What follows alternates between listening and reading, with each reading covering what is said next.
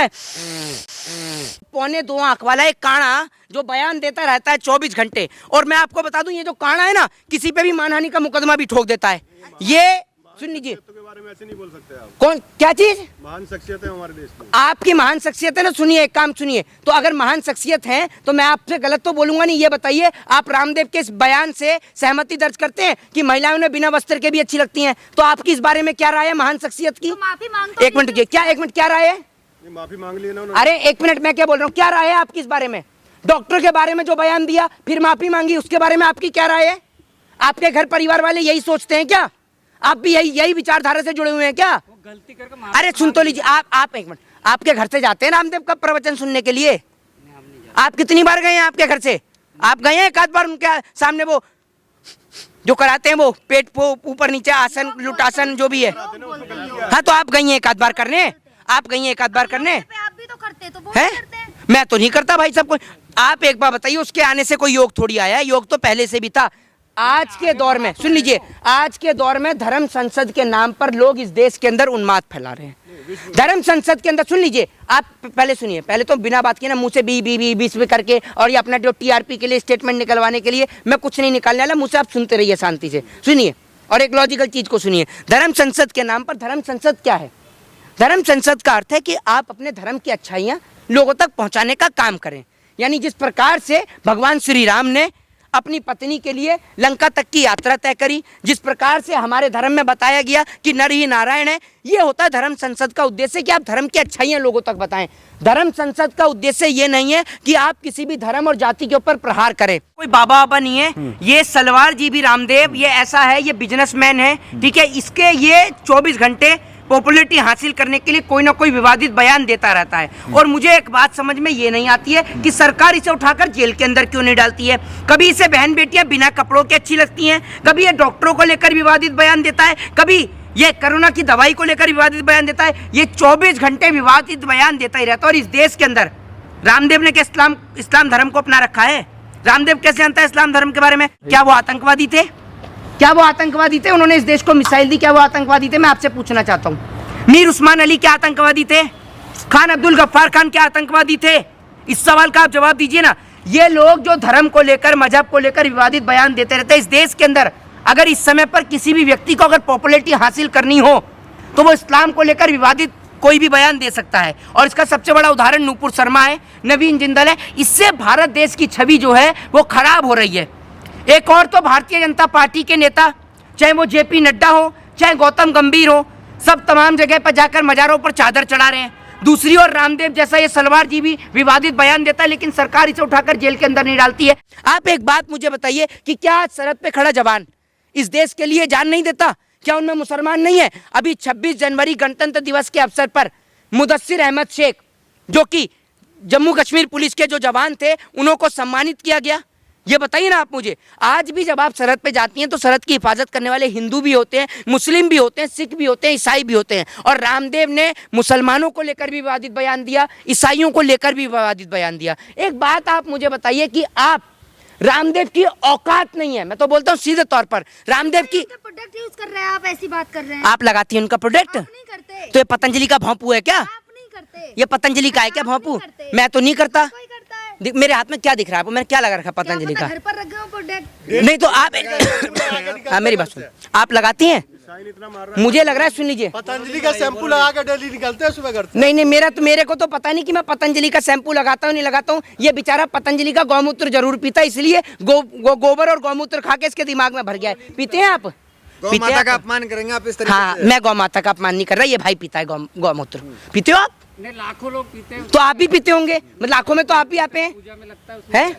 नहीं पूजा में, भाई कैसी बात कर रहा है? पूजा में तो मैं ब्राह्मण हूँ, मुझे भी पता है पूजा में लगता है। पूजा में तो पूरे देश के सभी हिंदुओं को पता है, लेकिन पीने में कहाँ लगता है? आप बताइए, आप पीते हैं? अब ये मैंने कहा कि एक बछड़े को भी पता है कि गाय का दूध पीऊंगा तो ताकत मिलेगी, लेकिन ये बेचारा कह रहा है कि गौमूत्र पियेंगे। आप गौमूत्र पीते हैं, तभी इसके सवाल भी आप सुनते होंगे कैसे। आप ब्राह्मण है, आप ही के वीडियो के कमेंट के नीचे आता है कि ये फर्जी ब्राह्मण है। अच्छा, तो आप एक बात मुझे बताइए, आपने कहा कि आप पत्रकार हैं और आप ही की वीडियो के नीचे लिखाता है ये दलाल पत्रकार है, ये गोदी मीडिया का चोर पत्रकार है, ये लतखोर पत्रकार है। तो आप मानते हैं कि आप लतखोर पत्रकार हैं? बताइए ना आप मुझे। फर्जी है। नहीं नहीं, आप लोग ये लिखते हैं कि आप फर्जी मानते हैं? नहीं, मैं तो नहीं मानता। क्यों? और हम जो कैसे कहता है, मान लें? सुन लीजिए मेरी बात, तो आप कैसे मान लेते हैं उन लोगों की बातों को?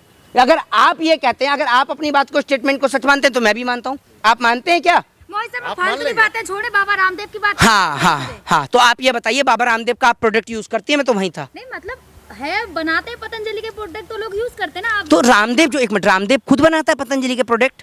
अब उनका है वो प्रोडक्ट तो बना रहे हैं। योग को तो विश्व में पहचान एक मिनट सुन लीजिए, योग की कैसे पहचान दी है? विश्व में पहचान नहीं नहीं, योग को, एक आगे मिनट, बढ़ाया नहीं, ना नमक, योग को। एक मिनट, नमक को कहीं नाक से खींच रहा है, नमक को नाक के खींच के मुंह से निकाल रहा है, हैं?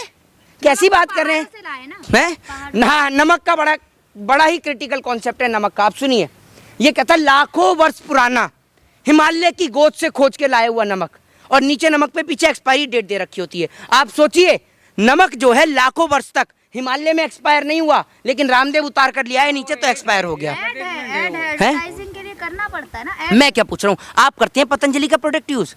नहीं करते। क्यों नहीं करती हैं? आपके बालों से आ रही है। हैं? तो एक मिनट, मेरे बालों से खुशबू आ रही है, आपको कैसे पता पतंजलि की खुशबू है? मैं भी पतंजलि यूज करता हूँ, इसीलिए अच्छा, आप पतंजलि यूज करते हैं, लेकिन मैंने तो पतंजलि का तेल नहीं लगा रखा सर में, मैंने तो बजाज आमंड ड्रॉप से लगा रखा है जी। सस्ता होता है इसलिए लोग यूज करते अच्छा, पतंजलि का सस्ता होता है? हैं? क्या चीज है पतंजलि का सस्ता? होता है ना, स्वदेशी तो अपना है तो पतंजलि। एक मिनट, पतंजलि का कौन सा सामान सस्ता है ये बताइए मुझे। आटा सस्ता है? कितने पतंजलि का रामदेव जो है, ये काढ़ा जो है, ये कोरोना में फ्री में बांट रहा था आटा।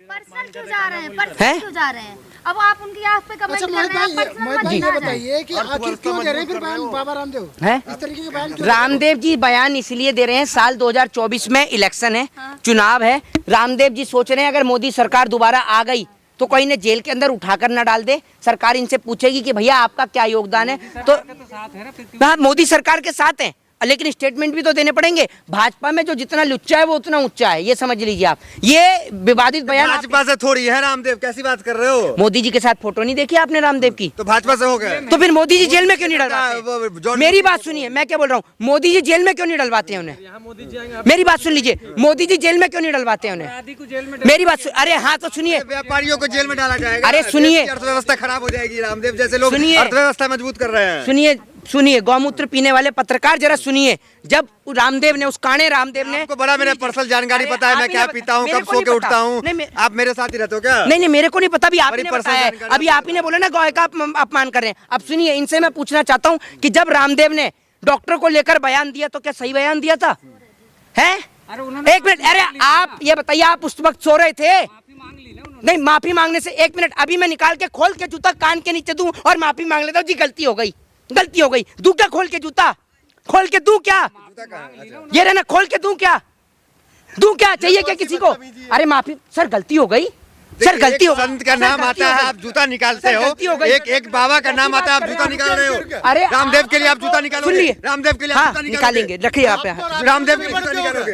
अभी सुनिए 10 मिनट आपने उसके बाद अरे सुनिए सुनिए सुनिए, एक बात आप मुझे, मैंने आपको बता रहा हूँ, सुनिए, अगर कल को कोई व्यक्ति किसी को अपमानित करेगा, आपने जूता किसी का, निकाल के दिखा नहीं दिया, मैं ये तो मतलब मार दिया। नहीं मार, आपने मैं, मार अरे दिया। मैं तो यही कह रहा हूँ ना, कल को आप ये बताइए। दिखा दिया ना, मार दिया ना आपने। सुनिए सुनिए, अरे चिल्लाइए मत, सुनिए, सुन लीजिए, सम्मान सम्मान सब होगा, सुन लीजिए एक मिनट। अभी फूल की माला मंगवा रहा हूँ और अभी मोदी जी ने मंगवा रखा है। सुन लीजिए, रामदेव जो है, अगर आप एक बात बताइए, डॉक्टरों को उसने अपमानित किया, फिर उसके बाद में महिलाओं को लेकर विवादित बयान दिया। अगर कोई किसी के बारे में विवादित बयान देगा या डॉक्टरों को अपमानित किया, आप जानते हैं डॉक्टरों ने कोरोना के काल में अपनी जान गंवा दी सिर्फ आपको और हमें बचाने के लिए। और ये 2.25 आंख वाला बाबा रामदेव, ठीक है, जो एक्टरों को देख के पूरी आंखें खोल लेता है, वैसे इसकी एक आंख बंदी रहती है, ये पूरी आंख खोल लेता है, लेकिन ये डॉक्टरों को लेकर विवादित बयान देता है। तो आपको शर्म आनी चाहिए और आपको कहना चाहिए कि स्वामी रामदेव ने जो बयान दिया है, भले ही इस्लाम को लेकर दे चाहे ईसाइयों को लेकर दे। अभी आप एक बात बताइए, कल को अगर कोई मुस्लिम व्यक्ति हिंदू धर्म को लेकर अगर विवादित बयान देगा तो लोग सवाल करेंगे ना,